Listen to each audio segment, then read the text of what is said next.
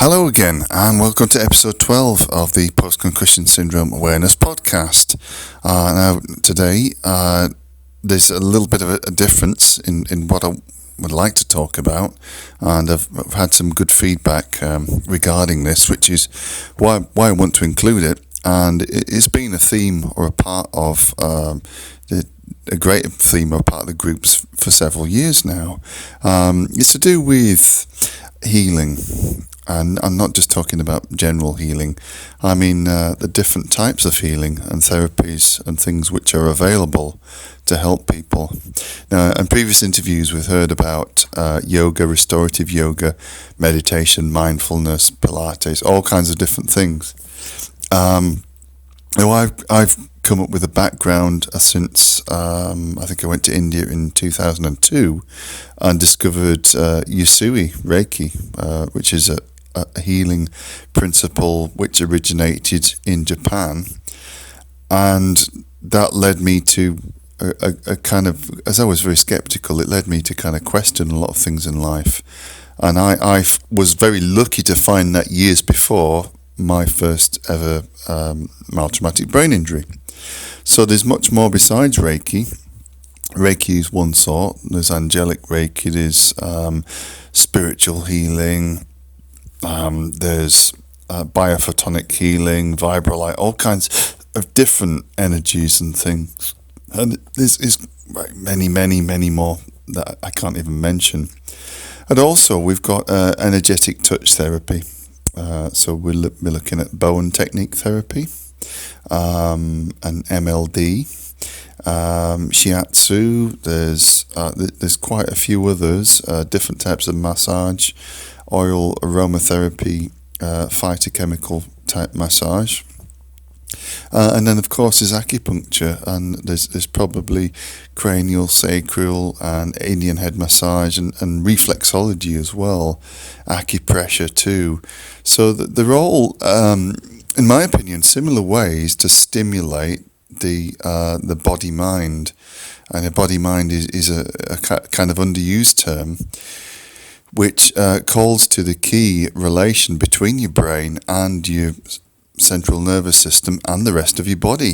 The ancient Chinese, acupuncture, acupressure, they looked at the human body as a map, pretty much as like a computer geek looks at a computer like motherboard, or like the chip inside a computer as a map of the computer. They can understand how it all works and so on.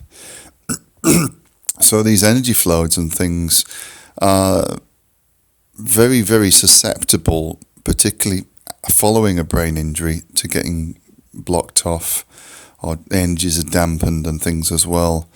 One of the most common things is to have a low chi, low energy. Biophotonic energy is vital life force energy. So in scientific terms, this is what drives us as human beings, and keeps us alive, keeps us going. And this energy can be measured. It can be measured scientifically. And when a sick person is measured, you'll find that these levels are very extremely low. In a healthy, vibrant person, the levels, biophotonic levels, be much higher. So it's not hokey cokey. It's not kind of just something that is kind of like dreamed up from the ether. These are things which are proven, and they are able to help. Not just as people look for a silver bullet or something in order just to help them, or to kind of cure them, one thing. I always say you need to have 4 or 5 or 6 things. You need to maybe have half a dozen things at least, and maybe even alternate and kind of rotate those as well. So the things we talk about tonight are energetic. They're also gentle manipulation, like in Bowen technique therapy, is a manipulation of myofascial tissues and nerves and things. Or in acupuncture, it's entering with the needles into meridian points, and that's been proven over many thousands of years to be able to work. It is something that, again, is the opposite, almost complete opposite in terms of mechanism of Western allopathic medicine, whereby, you have pain, you take a painkiller, the pain goes away, or it seems to go away. It gets suppressed, or if you're depressed, you take an antidepressant, and after a few days, you don't feel as depressed. Whereas the Western method is a way usually of suppressing an illness until later. The therapeutic means is a slow and gradual way of building up to allow the body and its immune system to tackle the problems gradually full on. So how I got into this, I'd always had an inquisitive mind, and I always thought that, we were always bigger, more than our physical bodies. Whatever your spiritual beliefs, if any, are, or your religious beliefs, there's always a higher power involved. And I believe that we are part of that, and that we are in the flow of it. We only feel separate because of our ego or our personality or who we think we are. But really, we are unlimited light and potential and energy. And science has proven that as well. They said exactly the same. So in terms of Reiki, first of all, Reiki healing is something which it's possibly not for absolutely everybody, but I would urge you to look into. And Yusui Shiki Ryoho, or Yusui's system of natural healing, self-healing, was reintroduced into the world in 19th century Japan. Dr. Yusui channeled this energy, and he was a great doctor, a great healer. He set up clinics in Kyoto before Tokyo was the capital, and they would treat people daily, 2-3 times daily, and keep them for weeks. In the days before antibiotics and before things like tuberculosis and so on could be cured. And in his clinics, him and his students, as a sensei, they were curing people of things which were incurable. And the doctors at the time would send people to him as a last resort. And some of the power of that people feel has been watered down as it was brought over to the West, but the energy remains the same. The passing of the attunements, the opening your body to be able to channel this energy, to be able to bring it through your hands and your feet, your eyes, your nose, your mouth, is really something which is hard to describe. I found out about it on a trip to India, like I said, 26 years ago, whatever it was. And this little Indian chap did me a Reiki session, thinking, this will be nice, it'll be enjoyable. And afterwards, he told me a lot of things, and he was very, very kind of like intuitive as well. And then I think in the days that followed, like my body had like a toxin flush, like a cleaning out, which was pretty vicious. If you've ever been to India, you'll know that the food alone and the drinking water alone can lead to quite a violent reaction. But following that, I went home and thought, right, that this is something that I was skeptical about. I wouldn't literally believe. So I started reading and studying, and then looked for a teacher, and then found somebody to take me through. And after a few years being through that, using it, but only as a means to help to heal myself. And it works on an emotional level, a psychological level, a physical and a spiritual level. So it isn't just about going out to heal other people. In fact, that's a secondary attribute of it. It's there for you to focus on your own journey. As in the East, it's looked at in a different way, and actually you should be able to heal yourself, and don't worry about anybody else, as much. Don't worry, unless your calling is to be a doctor or whatever, don't worry about healing other people. Start with yourself, and then if everybody does that, then we're in a much better position. So going through that and learning many other attributes, that helped me through my own injuries, as I was every morning I wake up, I'll put my hands on my chest, my body, to give myself Reiki. And at any time when I feel uncomfortable, or if I feel drawn or tired or down, I'll do the same if it's comfortable. And the same at night time as well, which helps you even get to sleep and helps restful sleep. So particularly Reiki for brain injury.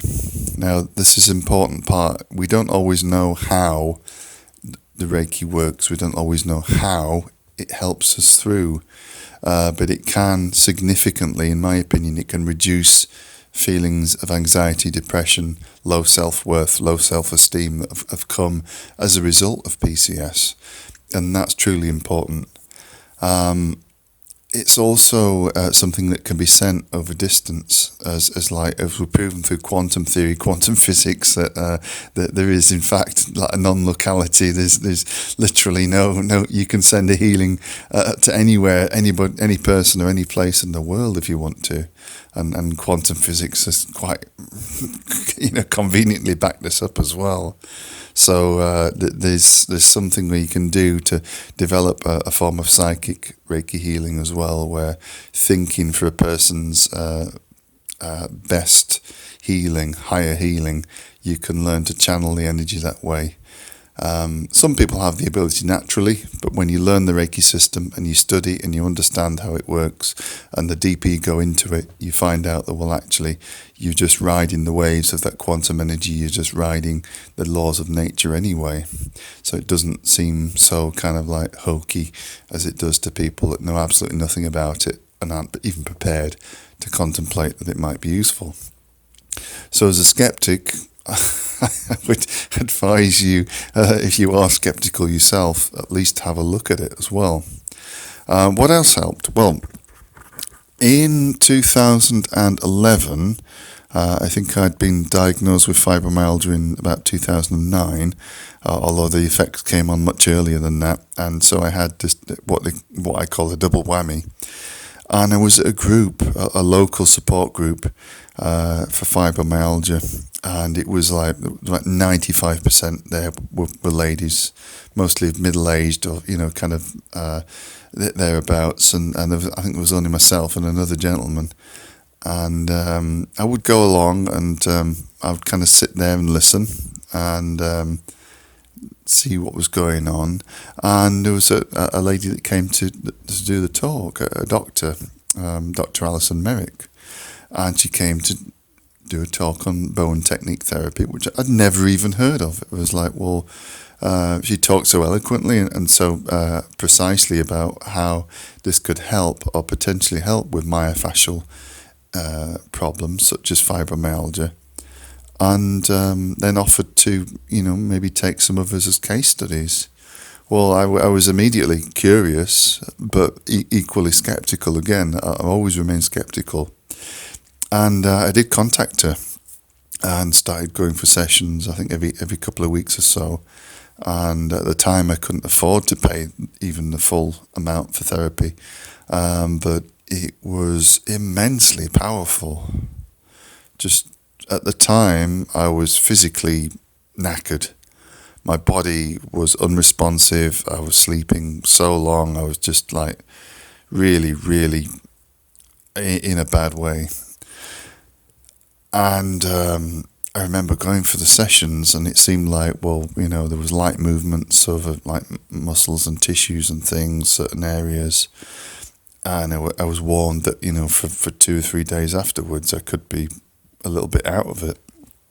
At the time, it wasn't a problem because I didn't have too much of an active life. But I found that, I would be wiped out for two days, sometimes even 3 days afterwards, each session. But following that, there was just like a gradual upliftment and the movement ahead. And then as the months went by, things improved gradually. And within the space of a year, or less than a year, I was able to become physically active, to go to the gym, to be able to run, to be able to walk long distances again, to feel more vitality, more energy, everything else, have less pain, have less problems as well. And I also had some MLD, that's manual lymphatic drainage, to help with the obviously lymphatic process, the communicator between the brain and the microbiome in the gut. And this helped me no end. In subsequent years, I had sessions of acupuncture, which is maybe a couple of years later. And that really helped in different ways. This helped me identify weak spots in my own body, which were energy weak spots, like dampness in the gut, energy there because of having fibromyalgia and having issues all my life. I realised that there were things, certain foods that were bad for me, other things that were probably really good and that boosted energy as well. So the acupuncture taught me how to deal with that. I know some people try Tai Chi and Qigong and different things. I never quite got to that because I couldn't find the right instructor or the right person and so on. But those would be very good with energy and movement as well. And I learnt some of the principles of that, but that's really good. And in Reiki as well, there's an element which hasn't quite come to the West, which was called the Kotodama. Kotodama means a sacred sound, or the singing, the resonance of sound, whilst you're bringing the healing into yourself or into another person. There's certain sounds, child, father, mother sounds, and I believe they're used in Aikido as well as a type of way to raise energy. And these particular sounds can help to boost patterns and frequencies, vibrations of healing. So by that time, I was starting to learn a few tricks. And you might say, well, I don't know if this is for me, I don't know if this is the right thing, but I found that, well, the more I looked at different things, the more you could combine them together. So rather than just looking for the one thing, then you can maybe try to have a few things as well. What else was there? So also acupressure, which again is similar to Bowen, or between Bowen and acupuncture as well. Again, working with meridian points. Reflexology, which is absolutely wonderful. If you can get somebody to play with your feet and kind of like push your feet, and that can be not only just really satisfying, but really healing, and really, again, you can have big clear-outs afterwards. If you get the right reflexologist, and the person that will kind of put the right pressure at the right points in your feet, then that can have a great boosting effect and a great healing effect. I think the first time I had reflexology was, it would have been about April 2015, and I'd been to Brazil on holiday for a few weeks and was in the airport and waiting for the flight. There was, I think, a couple of hours to wait. There were all these big comfy chairs lined up down one side of the departure lounge. And there's all these ladies sat there doing kind of like neck massages and reflexology. And this lady was saying in Portuguese, she was saying, this you'll have the best flight of your life. And, don't worry, you're quite tall and, just do this. You'll be so relaxed, you'll probably fall asleep. And I don't like long haul flights. Well, I don't mind them, but they can be really uncomfortable if you're kind of my height, like 6'2" or over. So I said, well, yeah, it was a few reals. It wasn't expensive. I said, please do my feet. And afterwards, I was just putting my socks and shoes back on. I felt so relaxed. I felt so like really glowing. On the flight home, it was just like it was like a dream. 15 hours or 16 hours or whatever it was. It was like I was nearly asleep. I was just so relaxed. It was like the best long haul flight you'd ever hope to have. So reflexology can work deeper again when you have a few sessions, when you go into the issues, because your feet, like the rest of your body, will respond to areas where there is an issue. You'll flinch in a certain area where it's one part of the body there is a problem, like liver or kidneys or heart or whatever. But if you keep going, you can get the results. And I know there's a difference in cultures between in the West, USA, UK, Australia, where people will sometimes get things on their insurance in the US, or they'll try something and pay for something themselves, but if they don't see immediate results within 1, 2, 3, 4 sessions, they'll just kind of dismiss it and they'll be like, no, well, and they won't always, they'll go maybe sometimes go in with a wrong mindset, but if you go in with an open mindset and give it as much chance as you can, then there's always a potential benefit, particularly when it's combined with other therapies. So if you think about sound therapy, energy treatment like Reiki, and the physical touch like Bowen, reflexology, and or others, acupuncture, if you're using 2 or 3 or 4 in combination, then you're going to find that they overlap. And so it's like a recipe, really. It's like trying to all the ingredients in the recipe for healing. You know, you can't just make a cake with eggs alone, or with just flour alone. You know, you need all the ingredients at once. You need the icing, you need the fruit, you need the flour, the butter, and everything else. And then you're going to have a good cake. You know, you're going to have good healing if you're going to combine a few things together. But if you just taste the flour and go, that doesn't taste anything like Victoria sponge cake, you know, I'm not going to do that, then, you know, you may be missing out. That's just my opinion. What else did I say? What else did I mention? Well, Indian head massage, wonderful, tremendously relaxing. And cranial sacral therapy as well is something that goes deep into the psyche, and a lot of people have had some wonderful results with that. So please, if you have had beneficial experiences with any of these therapies, please get in touch and let me know. Or if you want to talk about them, come online, we can do an interview and so on, if you are a practitioner in any one of those. But yeah, they can be really massively beneficial. Right, and now we get a little bit more esoteric. Different things. I don't know how many of you have heard of Rife, or Rife machine. Royal Rife was a scientist in the 1920s and 30s. He harnessed an energy, electromagnetic energy, which had already been created. It had already been kind of discovered, but he harnessed it into a machine which was like a frequency modulator. And what Royal Rife discovered was that all germs, diseases, and kind of bad things in the body all had a certain frequency. Now, those frequencies could be determined electronically. So, say for instance, cancer, or any particular disease, or virus, or even pain, and kind of like neuroregeneration. They all had specific frequencies. So what he did was he worked through months and years, him and his lab partner, to determine these frequencies. They went countless hours and days on end, like 10, 12-hour days and longer, to find these frequencies. And then they started to work on healing people of all kinds of diseases.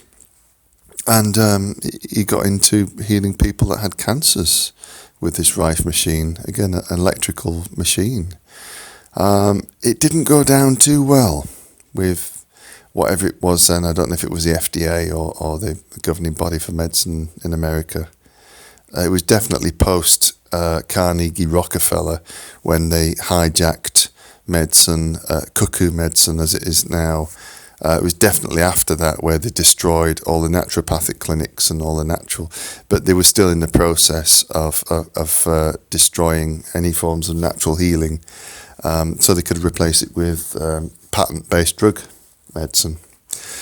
So unfortunately, it got to the point where, it wasn't unfortunate. He was curing. He had about a 95% cure rate for cancers.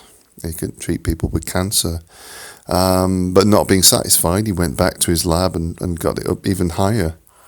Around the same time, he was approached by the governing body and like, Mr. Rife, would you like to kind of sell us your patented devices and research and things? He was like, no, I don't want to sell it to you because you'll just bury it, you'll just destroy it.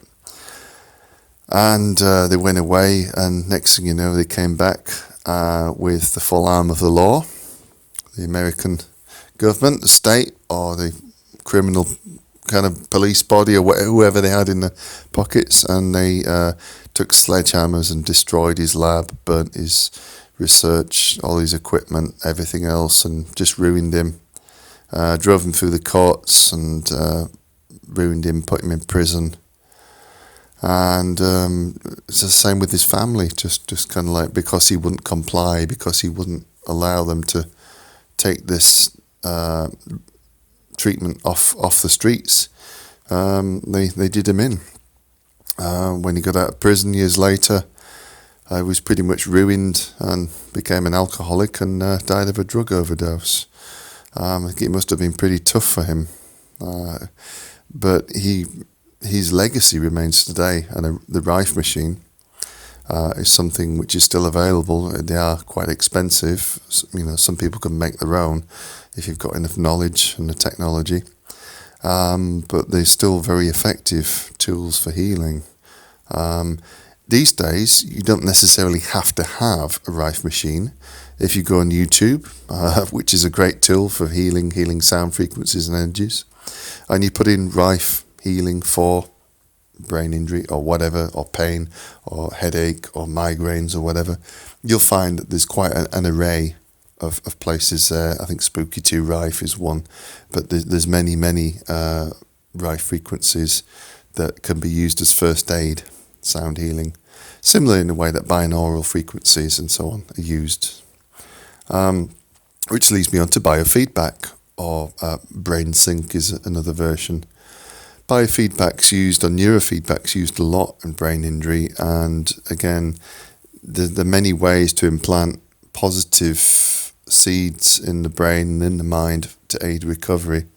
Like I've always said before, belief is a massive part of recovery, and if you believe and fully believe, even through the process of biofeedback, neurofeedback, that you can and will recover, then you stand a much greater chance.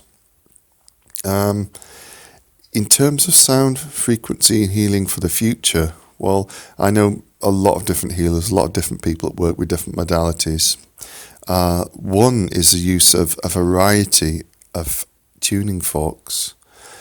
Tuning fork healing is very short and sweet and sharp. It's very precise but extremely powerful, where the practitioners work with a range of different sizes and frequencies of tuning forks that obviously vibrate at a very high frequency, and when used in a certain sequence, it can powerfully kind of clear energies in the brain. I've had tuning fork healing a few times, and it is really hard to explain, but it can really kind of cause a great shift. There is a science behind it, the science of frequency, again in numbers, solfeggio tones, everything else, all based on mathematics. The science of healing is based on mathematics as well. So certain vibration states in the brain at certain frequencies are related to certain brainwave states, alpha, beta, gamma, theta, delta.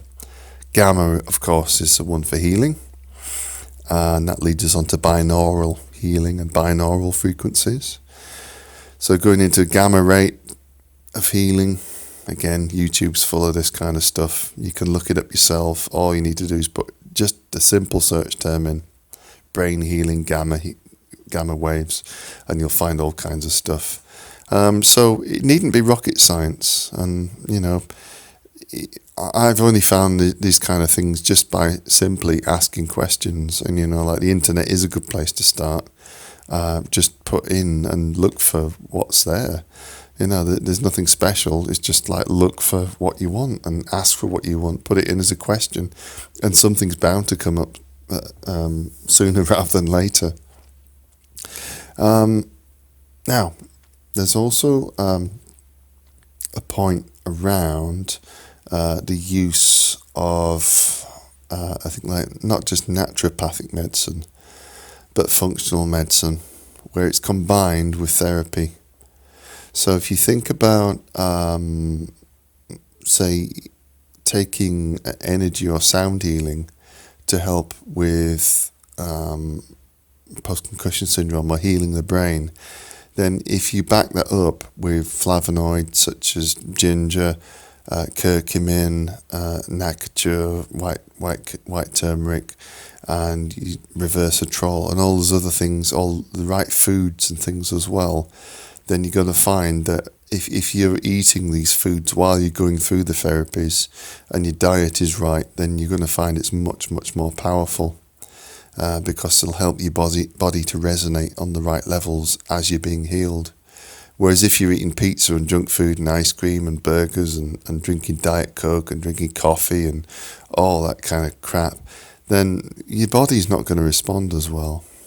And you might, if your diet is terrible, or if your diet is just kind of like this unnutritious food, and you're paying for therapies and things, and you're going, oh, well, this doesn't work, or that's kind of not working as well as I hoped. Well, you need to look at the link between the two. Look more closely. If you're eating fresh greens and some protein, like lean protein, like fish or chicken or whatever, and then you're having like okra, spinach and broccoli, asparagus and kind of different coloured vegetables and fruits and stuff with it, and not having loads of carbohydrates and things and sugar and kind of unhealthy fats, then you're going to be better off eating the greens and the proteins and things.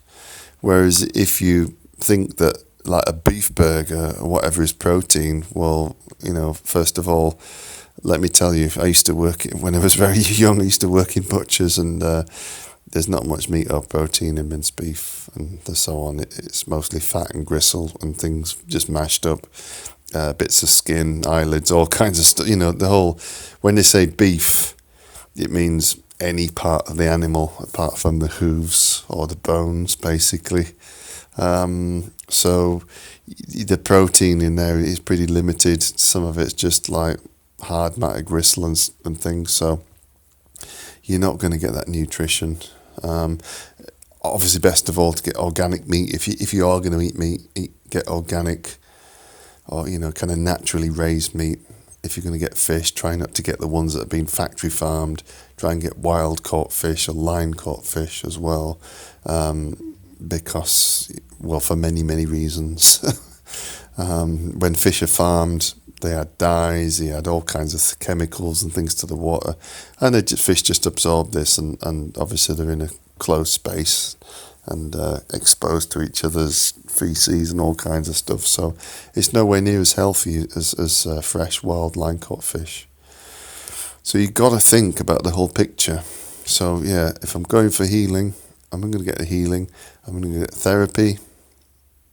Am I eating the right things at the same time? Am I drinking enough water?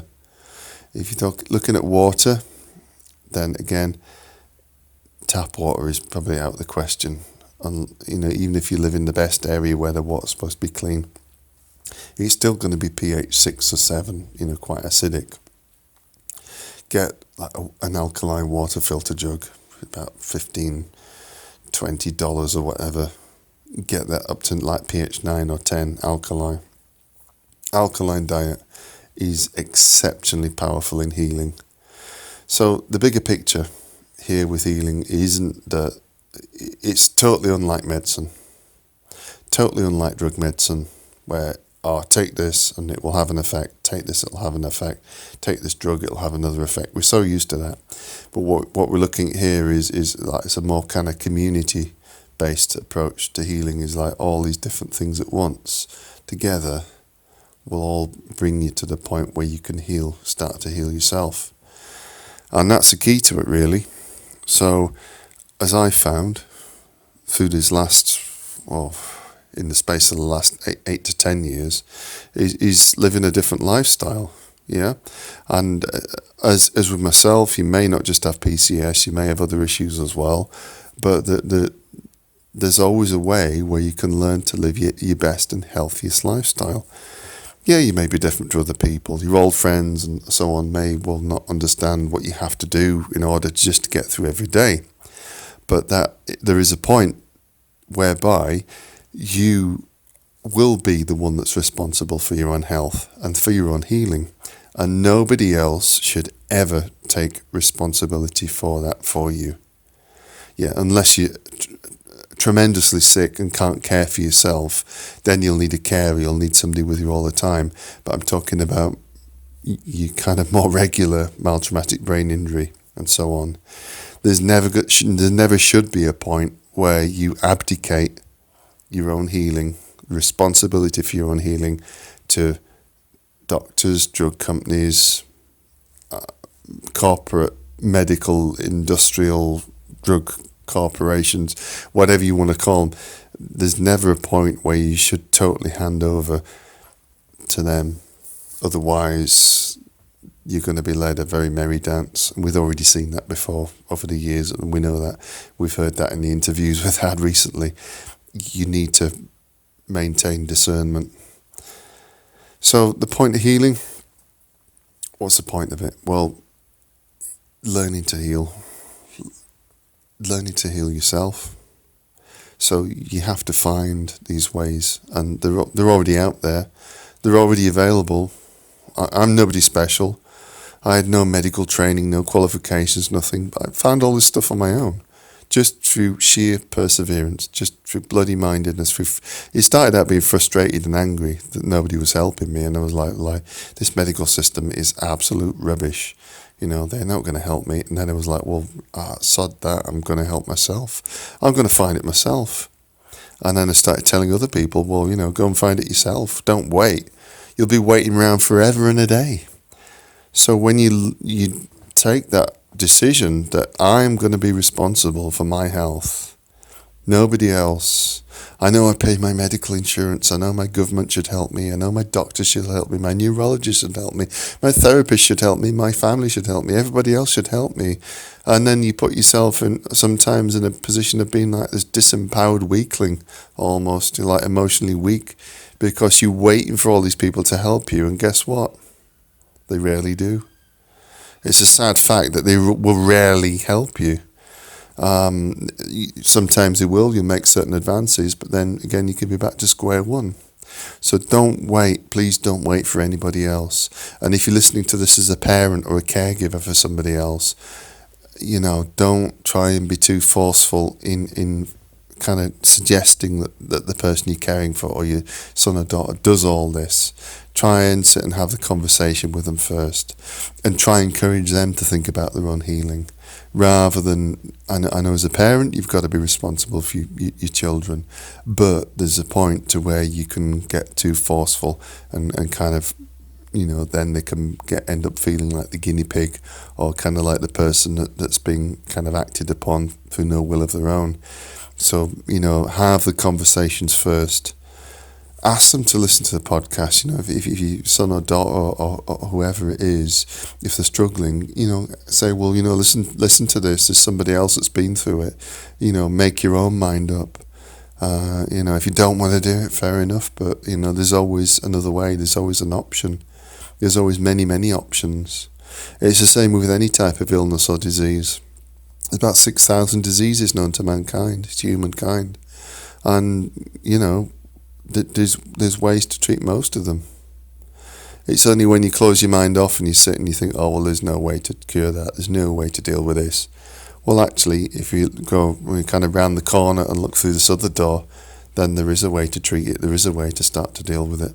It's just that you're not privy to it, or you've not seen it, or you don't think it could work. So, you know, open your minds and open your hearts up and start to look as well. So I've given you a few pointers, but it's entirely up to you now to go ahead and look further as well.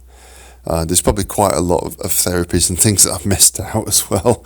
You know, there's hyperbaric oxygen treatment, HBOT, which is supposed to be very good oxygenating the cells. Really highly recommended for brain injury as well. If you can afford that, if you can get to do that, that can be really good, as it can for many illnesses, diseases and conditions too. But of course, look into that if it's available to you. And there's probably many more as well. There's also obviously hypnotherapy, talking therapies. There's different forms that I'm sure you're all familiar with, because you have to approach brain injury on an intellectual or an emotional and psychological level as well. You know, quite often hypnotherapy can be good in retraining the brain when it's been knocked out of sync, when it's disassociated, when you feel isolated, anxious or depressed. That can all help too. So please think about as many things as you can at one time. And if you've any questions, as always, again, I don't recommend anything specifically for anybody I've talked about. These are just ideas, are just things to kind of spitball and look at yourself and think, well, is this something I could look at? You don't have to have special information. You don't have to be anybody special. All you need to do is take the time and interest in yourself, take responsibility for your own healing, and have the interest to find out for yourself. And only then can you find that, well, little jumps and even big miracles are possible. And that's probably all about after saying it. But yeah, get in touch if you have questions, please. I'd love to hear those. And like before in the groups over the last 5, 6 years, 7 years, we've done distant healing. I've done distant healing for people in the groups to put their names on. So if you want to have another distant healing, a regular thing, for yourselves or for family or children or whatever, please let me know, and we can organise that through one of the main groups as well, at a set time each week or whenever. And then I'd love to get your feedback on that as well, because a number of times in the past we've done that and people have come back and gone, whoa, I don't understand what's happened, but something's shifted, something's changed, something's helping, something's working. It's untrue, so don't just leave it down to suspension of disbelief or I don't believe this. Get involved, ask, and you will receive. Okay, so that's it for now. Coming back with some interviews soon. I think there's a couple of victims. Sorry, my bad British humour. There's a couple of people that are going to join us for interviews soon. So more on that later. But for now, feel free to get in touch on Twitter. The handle is @PostConcussion. On Facebook, it's Post Concussion Syndrome Awareness Worldwide. In the groups, you can find us through that name. You can contact myself, David Bottomley. And on WordPress, it is Post Concussion Syndrome Awareness UK.wordpress.com. And you can find this podcast and other podcasts on Anchor, on Spotify, Apple Podcasts, Castro, Overcast, Castbox, all the usual kind of ones as well, and Google Podcasts and all the others. So if you are listening to this and hopefully you'll enjoy it, then please pass it on to somebody else. I'm not doing this for money. This is not for profit and make a penny out of this. It's just there for you, to help you and to inform other people as well. So please pass it on if you can. So thanks for listening again, and good night.